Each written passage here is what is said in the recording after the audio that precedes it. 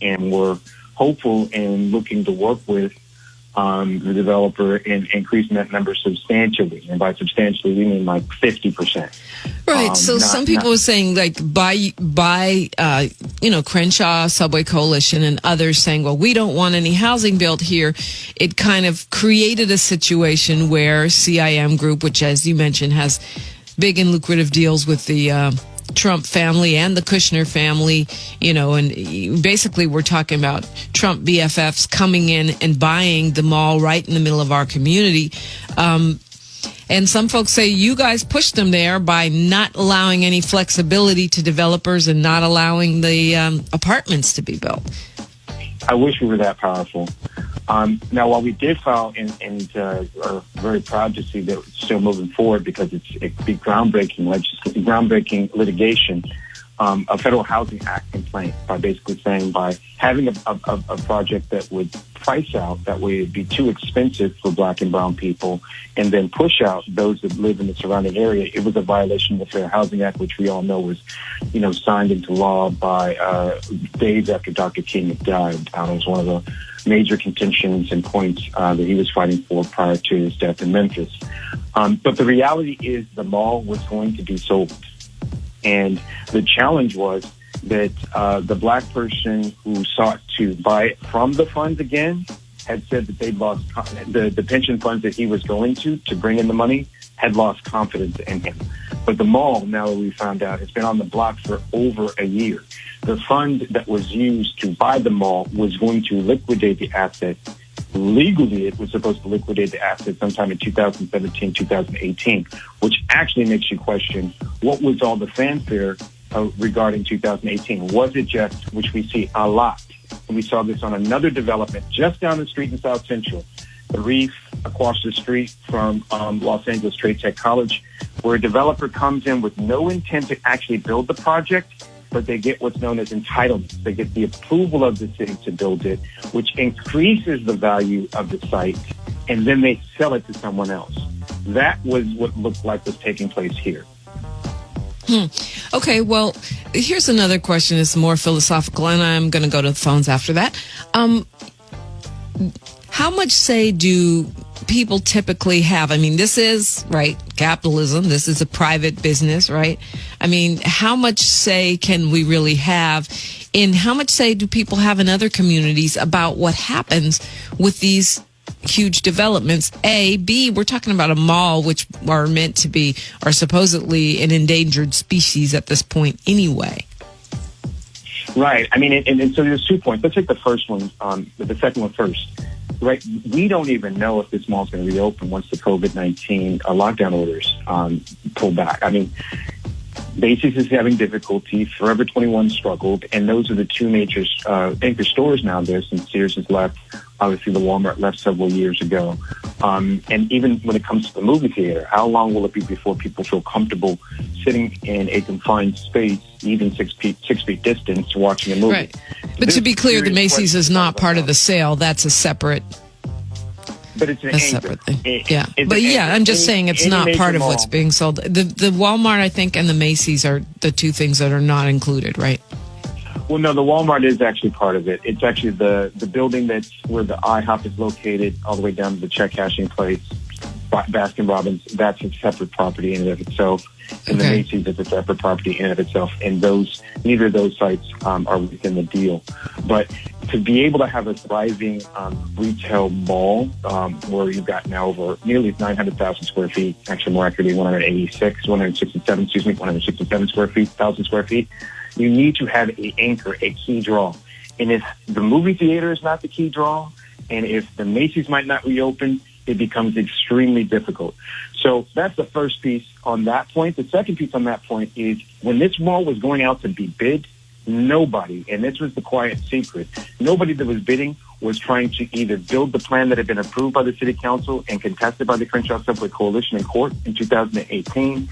Everyone had a different vision of the mall. They were really seeing it as 43 acres in the middle of a transitioning, is the real estate term, meaning gentrifying community that was developable land. They were going to have to come back to the community and re-envision it.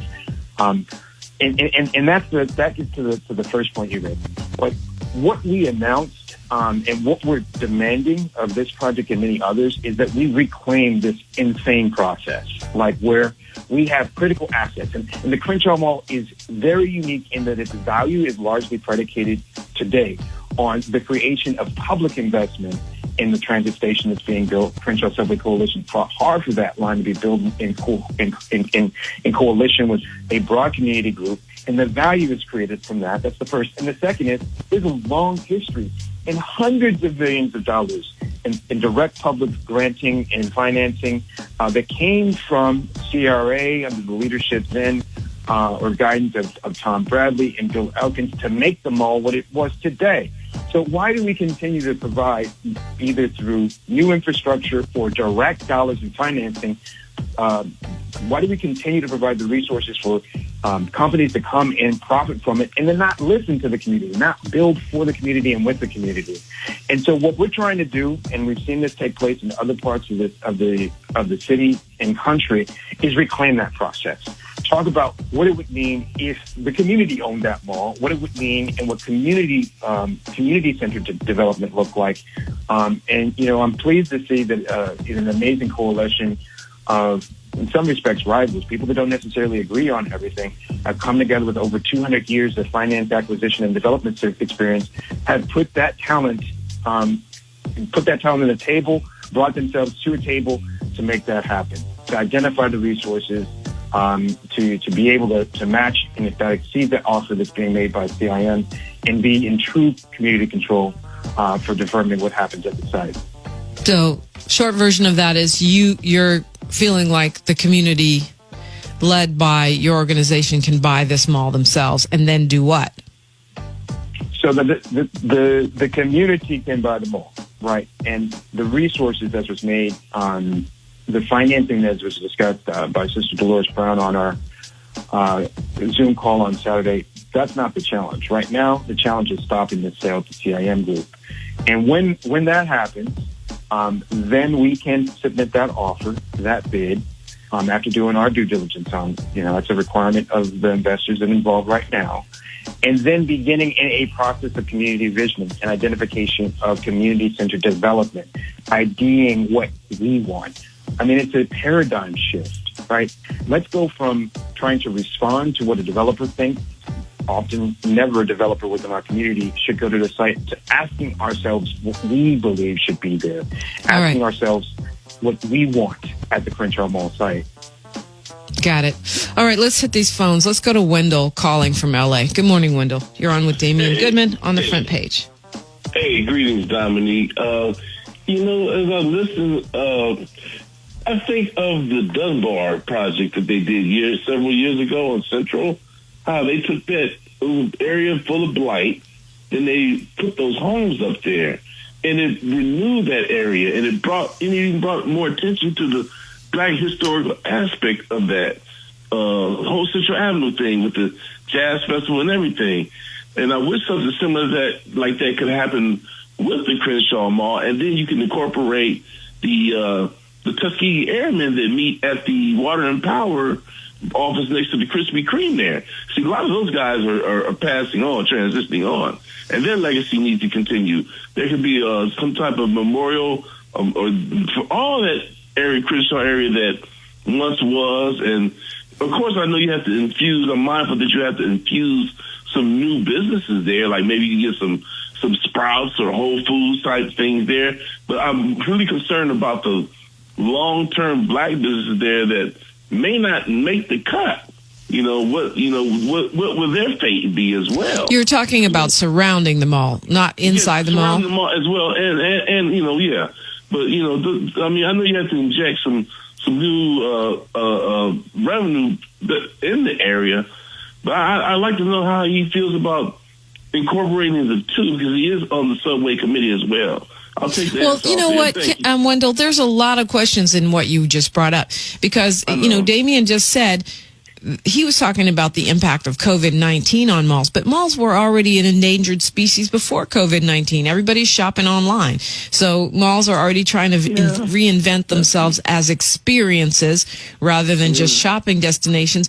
And now they can only do curbside pickup because they don't want people in enclosed spaces. So, there's that. Then, as you said, there are Black small businesses in the mall, and there are Black businesses or community-owned businesses surrounding the mall. So I guess, Damien, he's asking, what business model can allow, that historical preservation of the neighborhood and allow the survival of these businesses. Right. I mean, I think that's why we need folk like Wendell to come to the table and talk about that, what he thinks would work. We have on our website, one of the key asks that we have for people is, do you operate a business that you think would want to go into the mall? But we've got to recognize, and I think this is the part that you looked it up, especially, Dominique, there are already businesses in that mall, many of them Black and brown owned, that are struggling and have to be identified. These are the very businesses where CIM Group has basically intentionally said they want to push out. Re-tenant is the term, where you push out the existing businesses and bring in those to generate more revenue that aren't necessarily owned by folk in our community. And so one of the key parts of this, I think, is, even just within discussion and absolutely as the community takes ownership of the mall, is recognizing this is not a blank slate, even though, yes, the design and what happens there is going to change. We have people that operate businesses, folk in our community that work there, that need to first to be, as you think about crisis response, supported and identify what they need in order to survive in these COVID-19 times and thereafter. Let's go to Kadisha calling us from L.A. Good morning. Yes. Good morning. Wonderful show. Thank you for being there, to yourself and the guests. I just wanted to say I was listening to the town hall meeting on Saturday and called in, and I love that great enthusiasm from the community, and knowing that there was over 400 calls or people online listening, and also that we were asked to call the Herb Wesson office, that's the councilman's office, and I did, and they returned my call yesterday, and out of curiosity, I asked them how many people had called in, and they said they'd received about 5 calls so far. And I'm just saying, community, come on, we've got to pick up and really show the concern there, because a friend had told me in Oakland that they have no Black areas left at all, and other places throughout the country. So this is our Black pyramid. This is our Mecca, our metropolis. That mall is indicative of our community and been standing strong for a long time with the Pan-African film festival going, or art show going on there, and other great book signings, and it just is a wonderful place, and it signifies something that we can own, and I just love to support that in every way, because we could turn it into a, what's the name of the place over there by 3rd Street? I can't. The Grove. The Grove, yeah, something on that level, and really have it as a tourist attraction with the subway coming. I mean, what do you call that? The Gold Line coming through. It has the potential to blossom and boom. These people have had their retail stores going on for many, many years, Sears and Roebuck, and all since my grandmother's days and all that. And Black folks have never really had an opportunity to do that. I think we can get in there and create businesses and bring the things from Leimert Park in there, the businesses that are over there, or something to that nature, by having a section of like 10% or 40% where it's called affordable before they price us out totally, and won't be able to have any type of businesses there at all. So Kadisha, let me ask you something, because I agree with the vibe of what you're saying, but is that, and this is for Damien Goodmon too, is that financially sustainable? And I don't even know if those Leimert Park stores want to move. Maybe they could have a satellite, but I know what you're talking about. You're talking about the energy of our community being preserved and even elevated in that space. But can that financially sustain $100 million+ ginormous mall? Well, as I stated on the town hall meeting, we have black folks swimming in money right now. There's lots of millionaires. There's lots of some billionaires. And I believe if we galvanize together and we really put the word out, we should be able to sustain. I mean, if we change the purpose of it into like a concert arena or something, there's just whenever concerts come back. Well, I think it's prophetic that 40 acres just happens to be 40 acres. To me, is prophetic because of us saying that where's our 40 acres in a There you go, Khadijah. That could be the first 40 acres we get, and then it wouldn't have to be profitable. Okay, I feel hallelujah. I appreciate the call. Damien Goodmon, your response to what Khadijah's saying. Well, I just appreciate the energy and the love that Khadijah is, exuding in her vision. And I think there's a couple folks, and we call it downtown Crenshaw for a reason, right? So when you think about a downtown, it's got multiple elements there. It has the housing, it has the office, it has the retail, it has the entertainment venue space or things of that nature that are seeking to create gathering and comfortability where everyone can vibe. And you don't have to take from Leimert Park. We need to build up and continue seeing Leimert Park Village to be its strong self, and other parts of South LA to continue to be strong economic anchors. But we have a lot of businesses, and we made this point on the virtual town hall. We have a lot of businesses that are owned and operated by people in our community that are not anywhere close to Crenshaw, anywhere close to South LA, that need to be brought home, right? If they want to be brought home, yeah. I think they would, and they do. I think and we know that the office, and this is largely why people keep talking about office now. The type of office CIM wants to bring in is the type of office in Culver City to push us out, not necessarily the type of office for us. But when you look at is anyone from Culver City? I wonder about the viability of that plan because office space, everybody's working from home. Office buildings were already, problematic before COVID-19. I don't know. Is anyone from Culver City going to come set up on Crenshaw? Maybe they will. I don't know. But any plan has to be viable from a business perspective. I mean, and to me, I'm just not hearing that. I'm not hearing it from CIM, honestly, and so far I haven't heard it from us. Well, no, I think you are hearing it, and Dominique, what I'm saying is that you've got a mix of uses in a downtown to where one is not the key driving force behind it. I mean, the challenge, and I would push back. I mean, we know that even at 20% affordability or 30% affordability or even 40% affordability, that when you bring in especially that many market rate units in a low-income community, and the surrounding area is the tale of two Crenshaws, right? You've got the Hill, which is View Park, and Baldwin Hills, which is, a stable black middle-class folk, and then you got people at the base of the hill in the working-class community surrounding it that is low-income. Right, and we got to be able to make sure, as we've been doing for a very long time, that all can vibe together. And most importantly, that those who are already housed insecure and being pushed out through gentrification are not further pushed out. So part of this, and again, advancing this is talking about creating that acquisition fund to take land off the speculative real estate market around the site. So the community that's sort of in it today can be the community that enjoys it. Right. So, I mean, that's what you're talking about, not just for the mall, but beyond the mall. You're talking about buying real estate, through, a community organization so that it can be, a force against gentrification, which sounds like a great plan. Speaking of pushback, I don't know how stable those middle class communities are at this point. I think what I see, because I'm probably one of those stable middle class homeowners that you're talking about in the Crenshaw area, is that there's a lot of pressure. There was already a lot of pressure before COVID-19, and now it's really bad. People are losing, jobs. Their hours are being cut, and so I don't, I question how stable those middle class. I understand what you're saying about a tale of two Crenshaws, but I also think even that middle class layer is being threatened right now, and every single week I get a notification about how somebody wants to buy my house from a Beverly Hills real estate company or something like that. And it's stepped up since coronavirus. Exactly. It's like the vultures are circling at this point.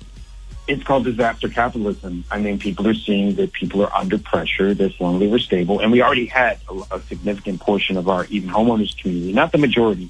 Majority of our renters are extreme if they surround the Crenshaw Mall, and nearly 2/3 of the people that surround the Crenshaw Mall are renters. But even among the homeowners, we knew that 1/3 of the black homeowners that surround the Crenshaw Mall spend over 50% of their income in housing costs, right? And so those are the folk, even before COVID-19, that were saying, these are the folk who are going to be most at risk and vulnerable during the next economic downturn. We just didn't realize it was going to be, we're on track to a depression here that's worse than the Great Depression. And so we've been working, and this is where the policy comes in, as part of coalitions to talk to our federal officials, our local officials, our state officials about what needs to be done to make sure that this crisis does not result in does not have the same outcome of the last crisis, where the vultures came and swooped up our property, our land at rock bottom prices, and now have prices out of our community. So this is a holistic piece. This is an ecosystem we're talking about building. I mean, I think downtown Crenshaw, the Crenshaw Mall specifically, is just one key in galvanizing campaign that we can win, and we will win, that we've identified a solution to. And strategy is to push out these CIM Trump supporters, Trump business partners, and bring in the community. But I think just in general, the fact that people are calling you right now, Dominique, still in this crisis, the fact that people are now looking at buying property on Crenshaw tells you that this is a long-term game. This is not a short-term fix, right? Nobody thinks that nobody is looking at the mall, is looking to build at the mall. Something within a matter of years. It just, I hate to tell you that, because I think a lot of people were promised a lot of pretty things. This is going to be a multi-year, multi-phased long process, which actually is normal for a site that is this big. They didn't build Playa Vista overnight. They sure built it in didn't. phases, right? And so what we want to do is to make sure that when that process begins, right, that we own the process, that we are making the determination, that we have by that point already begun the acquisition or already succeeded in the acquisition of lots of the multifamily properties and even single-family homes in the surrounding community, so that black folk and our brown neighbors are here to enjoy the fruits. Lois from LA, you're on with Damien Goodmon on the front page. Welcome. Okay, I don't want you guys to be mad at me, but I think what happened is up there, too, you're talking about the loss of revenue. They took out that Walmart. I don't understand that at all. When you took out the Walmart. Well, Walmart left. I mean, no one took it out. They just pieced out. Put them out, right? So Walmart was a good thing. No, they weren't put out. I wish they were, because I'm not a Walmart shopper. I think they're the evil empire. But it doesn't matter. No, I understand. I understand your point, though. I'm not disagreeing with you in terms of the fact that people utilize the store, but I don't think they were pushed out. I think they just left. I think that from what I've read, that Walmart is kind of not doing the city thing anymore. They retreated back to their roots, which is mostly country stores. Is that your understanding, Damien? Exactly, and they left. And they didn't want us no more, Lois. That's what I think. They didn't want our money no more, Lois. My goodness, I used to work for Walmart. People used to talk about them. They weren't giving no health insurance. They weren't doing this, but they hired a lot of people and stuff. But still, nobody liked them for some reason. I don't know why.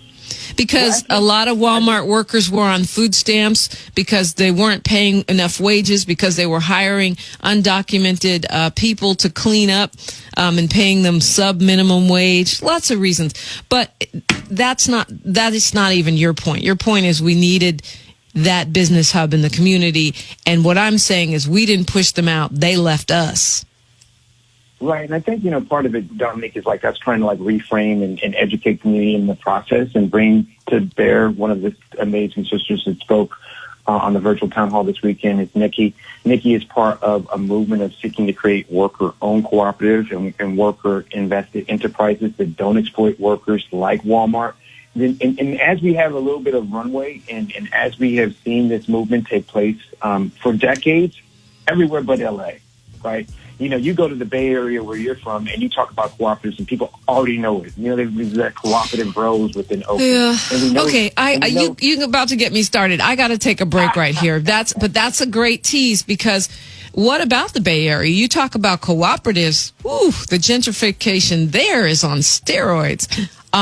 So this is a conversation about the mall, and I want to talk when we get back about what is the outcome we're looking for? What is the possible outcome that we could see if we don't prevail? And what can people do? What are the solutions here? We're talking about the Baldwin Hills Crenshaw Mall, but we're really talking about the community and our future survival here in LA. Damien Goodmon is our guest, 520-KJLH. That's the number to call. It's Radio Free, 102.3 KJLH.